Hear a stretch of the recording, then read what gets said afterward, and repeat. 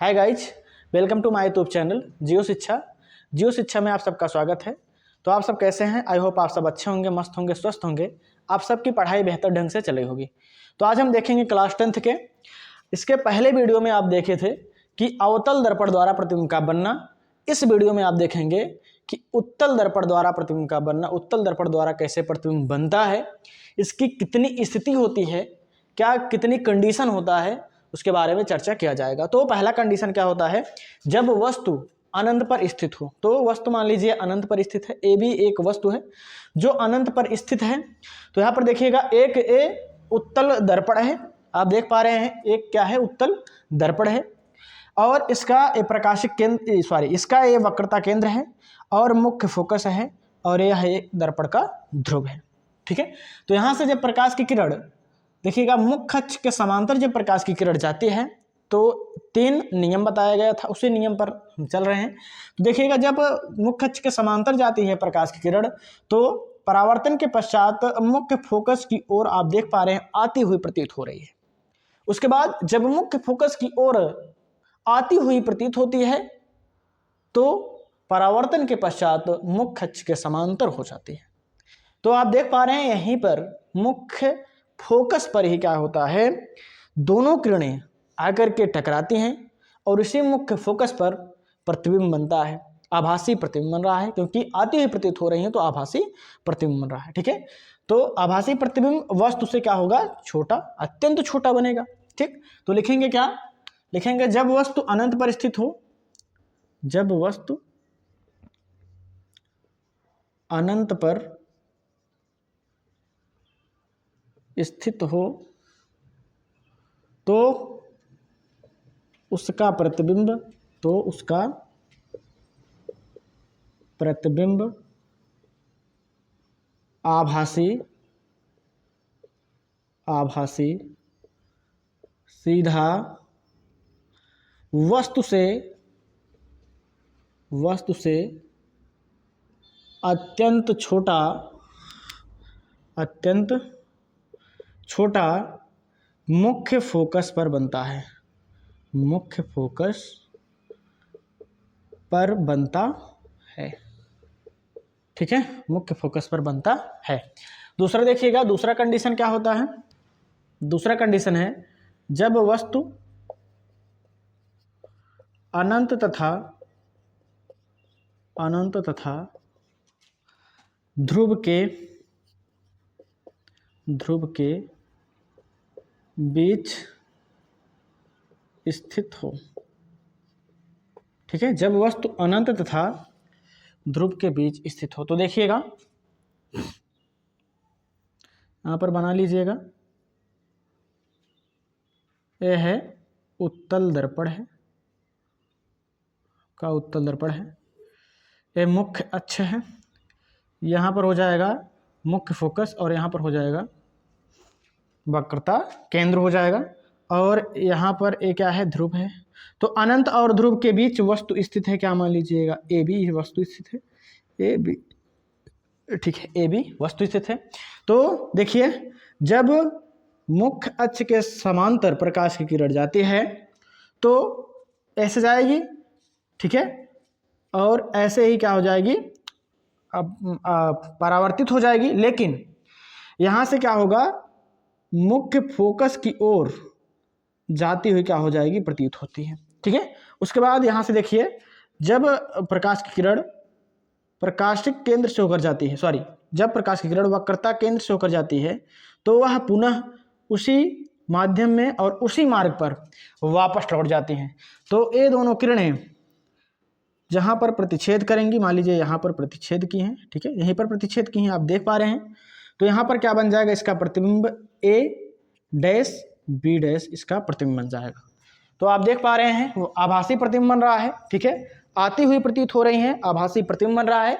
तो यहाँ पर देखिए जब वस्तु अनंत तथा ध्रुव के बीच स्थित हो तो देखिएगा जब वस्तु अनंत तथा ध्रुव के बीच स्थित हो तो उसका प्रतिबिंब वास्तविक सीधा वस्तु से छोटा ध्रुव तथा मुख्य फोकस के बीच बनता है। तो लिखेंगे क्या, जब वस्तु अनंत तथा ध्रुव के बीच स्थित हो तो उसका प्रतिबिंब आभासी सीधा वस्तु से छोटा कहाँ पर बनता है? ध्रुव तथा मुख्य फोकस के बीच बनता है। ठीक, अब इसका स्क्रीनशॉट ले लीजिए। उसके बाद हम चलते हैं नेक्स्ट टॉपिक पर। तो देखिए, अब हम चलते हैं नेक्स्ट टॉपिक पर। गोली दर्पण की वक्रता त्रिज्या r, ठीक है, तो वक्रता त्रिज्या यही है r, तथा वक्रता त्रिज्या r तथा फोकस दूरी यही है क्या? फोकस दूरी बताया गया है f में संबंध क्या होता है? तो हम संबंध को क्या करेंगे? दर्शाएंगे, स्थापित करेंगे। ठीक है, डेरिवेशन है। तो देख लीजिए, तो आप देख पा रहे हैं कि एक अवतल दर्पण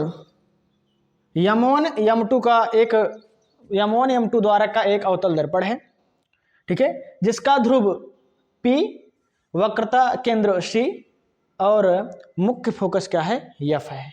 यहां से आप देख पा रहे हैं कि इसके मुख्य अक्ष के समांतर एक प्रकाश की किरण बिंदु B पर आपतित होती है, जो परावर्तन के पश्चात नियम बताया गया है कि जब समांतर जाएगी तो मुख्य फोकस से होकर लौटेगी।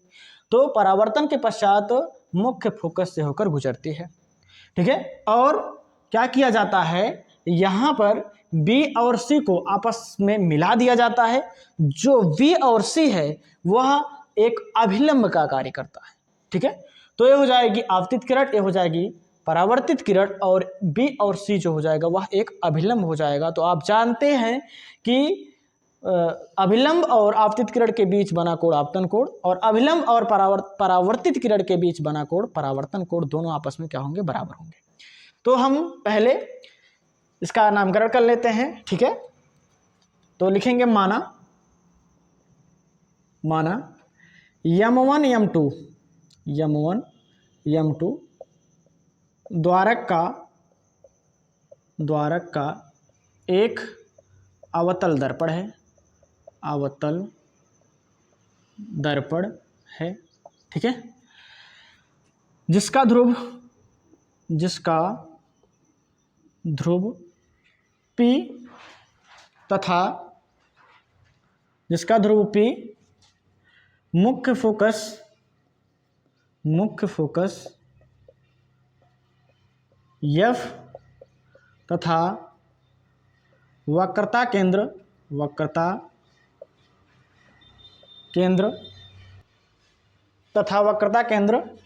C है। ठीक है, वक्रता केंद्र क्या है? C है। मुख्य अक्ष के समांतर दर्पण के मुख्य अक्ष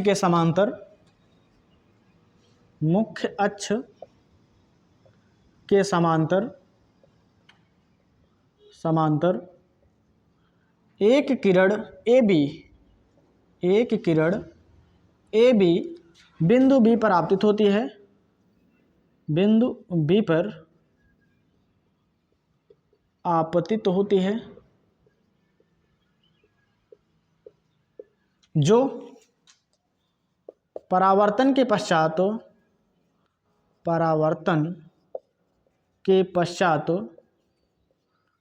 मुख्य फोकस से होकर गुजरती है। मुख्य फोकस F से गुजरती है। ठीक है, B और C को क्या करते हैं? आपस में मिला देते हैं। B और C को आपस में मिलाया जाता है। आपस में मिलाने पर एक अभिलंब प्राप्त होता है। एक अभिलंब बी सी प्राप्त होता है। ठीक है, तो यहां से देखिए, तो code A B C, code A B C बराबर हो जाएगा code C B F K, code C B F K. क्यों? क्योंकि परावर्तन के नियम से, परावर्तन के नियम से। ठीक है, ठीक। अभिलंब है आपतित किरण, और ये क्या है? आपतित किरण है तो आपतन कोण और परावर्तन कोण आपस में बराबर होते हैं, तो वही तो है। ठीक है, तो उसके बाद देखिएगा कोड सी बी एफ। ठीक है, कोड देखिएगा कोड ए बी सी, ठीक है, बराबर होगा code B C F K. क्यों? क्योंकि एकांतर कोण है। जब कोई समांतर रेखा, जब कोई दो समांतर रेखाओं को एक तिर्यक रेखा काटती है तो ये कोण क्या हो जाता है? इस कोण के बराबर हो जाता है, तो इसे क्या कहेंगे? एकांतर कोण, अंतः एकांतर कोण। ठीक है, अंतः एकांतर कोण होता है। ठीक है, तो देखिएगा कोण देखिए ए बी सी, कोण ए बी सी बराबर हो जाएगा कोण बी सी एफ के, कोण बी सी एफ के। क्यों? क्योंकि एकांतर कोण है, एकांतर कोण है। ठीक है, एकांतर कोण की वजह से। उसके बाद देखिएगा, उसके बाद देखिए त्रिभुज देखिए सी बी एफ, त्रिभुज सी बी एफ में, तो इस त्रिभुज में देखिएगा जब किसी त्रिभुज के दो कोण आपस में बराबर होते हैं, दो कोण, ठीक है, जब किसी त्रिभुज के दो कोण आपस में बराबर होते हैं तो उन दोनों कोणों के सामने वाली जो भुजा होती है वह भी क्या होती है? आपस में बराबर होता है। तो देखिएगा, तो ये त्रिभुज देखिए क्या है? सी बी एफ त्रिभुज है, तो इस कोण के सामने वाली भुजा क्या है? सी एफ बराबर हो जाएगी, इस कोण के सामने वाली भुजा क्या है? बी एफ के क्या हो जाएगी? बराबर हो जाएगी। ठीक है, तो त्रिभुज सी बी एफ में देखिए बी, देखिए यहां से कोण क्या है? इस कोण के देखिए कोण बी है, कोण बी के सामने वाली भुजा क्या है? सी एफ बराबर हो जाएगी किसके? कोण सी के सामने वाली भुजा क्या है? बी एफ, बी एफ की क्या हो जाएगी? बराबर हो जाएगी। ठीक है, किसी त्रिभुज के अगर दो कोण आपस में बराबर होते हैं तो उन कोणों के सामने वाली जो भुजा होती है वह आपस में बराबर होती है। ठीक है, अब यहां पर देखिएगा, यहां पर देखिए यदि दर्पण का द्वारक, यदि दर्पण का द्वारक छोटा हो, तो यदि दर्पण का द्वारक क्या हो? छोटा हो, तो B क्या हो जाएगा? B खिसक करके किस पर आ जाएगा? P पर आ जाएगा, तो B बराबर क्या हो जाएगा? P के। अर्थात हम B के स्थान पर क्या लिख सकते हैं? P लिख सकते हैं। तो यहाँ से CF बराबर हो जाएगा PF के। उसके बाद देखिएगा दोनों पक्षों में PF जोड़ने पर, दोनों पक्षों में PF जोड़ने पर, तो देखिएगा किसी में देखिए अगर दोनों पक्षों में, ठीक है, कुछ घटाया जाए या दोनों पक्षों में कुछ जोड़ा जाए या दोनों पक्षों में कुछ गुणा किया जाए या दोनों पक्षों में कुछ भाग किया जाए, किसी समीकरण के दोनों पक्षों में कुछ जोड़ा जाए, गुणा किया जाए, भाग किया जाए, घटाया जाए, तो उस समीकरण पर कोई प्रभाव नहीं पड़ता है। तो देखिएगा, तो इस समीकरण में क्या किया जा रहा है? दोनों पक्षों में PF जोड़ा जा रहा है, तो CF बराबर हो जाए, CF प्लस क्या हो जाएगा? PF बराबर हो जाएगा, PF प्लस हो जाएगा किसके? PF प्लस PF के हो जाएगा।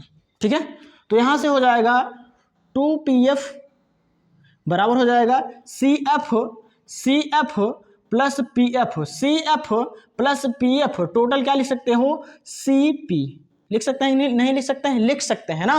तो CP बराबर देखिए CF प्लस PF को लिख सकते हैं CP, तो यहां से हो जाएगा 2PF, PF का वैल्यू क्या है? F है, 2F बराबर हो जाएगा CP का वैल्यू क्या है? कैपिटल R है, तो ये हो जाएगा कैपिटल R। तो F बराबर क्या हो जाएगा, R/2 हो जाएगा। तो देखिएगा इन गोली दर्पण के वक्रता त्रिज्या r तथा फोकस दूरी में क्या संबंध होता है, F बराबर क्या होता है, R/2, अर्थात अवतल दर्पण की फोकस दूरी, ठीक है, अवतल दर्पण की फोकस दूरी जो होती है वह वक्रता त्रिज्या की आधी होती है। तो आई होप आप सब समझ गए होंगे। तो आप इसका स्क्रीनशॉट ले लीजिए, ठीक है। अब हम मिलते हैं नेक्स्ट वीडियो में, आज के लिए इतना ही। अगर आपको ये वीडियो अच्छी लगी हुई हो तो वीडियो को लाइक करिएगा, और अगर आप चैनल में नए हो तो चैनल को सब्सक्राइब कर दीजिएगा। जय हिंद।